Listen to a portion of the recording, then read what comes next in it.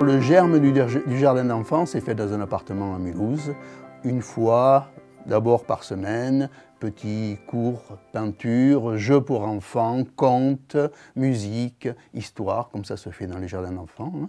Puis après ça a grandi peu à peu, et c'est passé à deux jours par semaine. Et après, c'était bien trop petit. On a trouvé une maison sur Lutterbach, d'abord une maison, une vieille maison, mais une maison.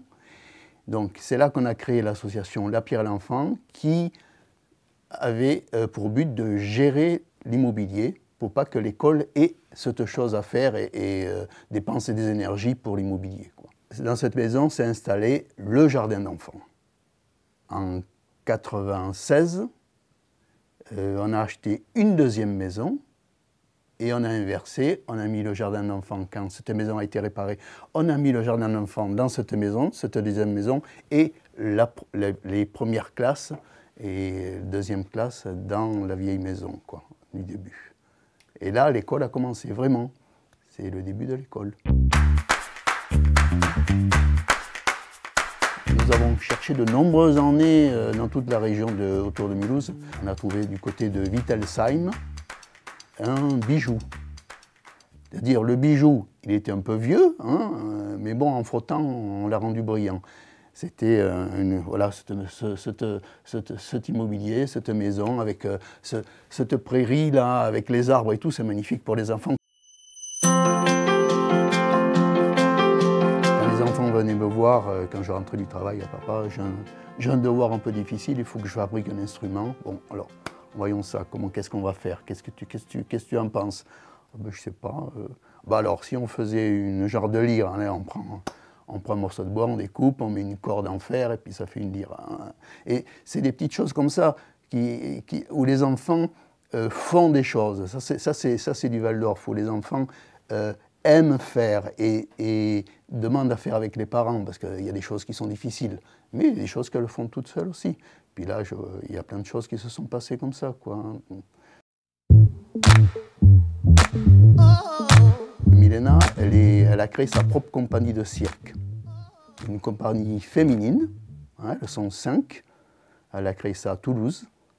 Elle a eu les budgets de la mairie de Toulouse pour faire une formation de gestion, parce qu'il faut quand même il faut une formation de gestion. Et après, elle fait des spectacles, elle a créé son propre spectacle. Elle, voilà, elle en est là. Et la petite, elle s'est tournée vers un apprentissage de décoration, de spectacle et mise en place des lumières, de tout ce qui est mise en place technique des spectacles, quoi. Elle est là-dedans, quoi. Donc elle est intermittente du spectacle, le voyage, elle met en place des spectacles. Les écoles Waldorf sont trop discrètes, hein, et de ce fait, elles se font un peu trop, je peux dire, un peu matraquées, hein, à la fois par la politique, à la fois par les médias. Et de ce fait, comme elles sont trop gentilles, elles n'ont pas le self-défense qu'il faudrait. Hein, il faudrait quand même des personnes avec un peu des identités fortes pour parler plus en profondeur des écoles Waldorf, parce que ce qui est dit, mettons, si je prends des exemples de... Bon, je ne veux pas dire quels médias, parce que ça ne se dit pas, mais ils n'ont pas été voir sur place, ils ont repris des on-dit. Moi, j'étais préparateur en pharmacie, donc j'ai dû prendre ma retraite un peu plus tôt, si on peut dire. Mais c'est un peu dommage, parce que Velleda, c'était une identité, si on peut dire, d'abord médicale, juste, par rapport à l'homéopathie et à la phytothérapie. Et c'était aussi un lieu intéressant, social, ce qui se passait au sein de la Velleda.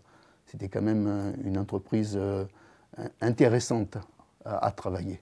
Le travail par rapport à la fabrication, surtout avec les plantes, il y avait beaucoup d'études sur le sujet. Donc on avait des groupes d'études, on pouvait aussi aller au jardin, voir ce qui se passait. On avait des petits débats entre nous.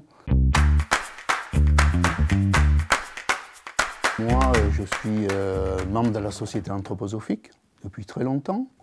Donc c'est quelque chose que je connais, quelque chose que je côtoie, quelque chose que j'étudie.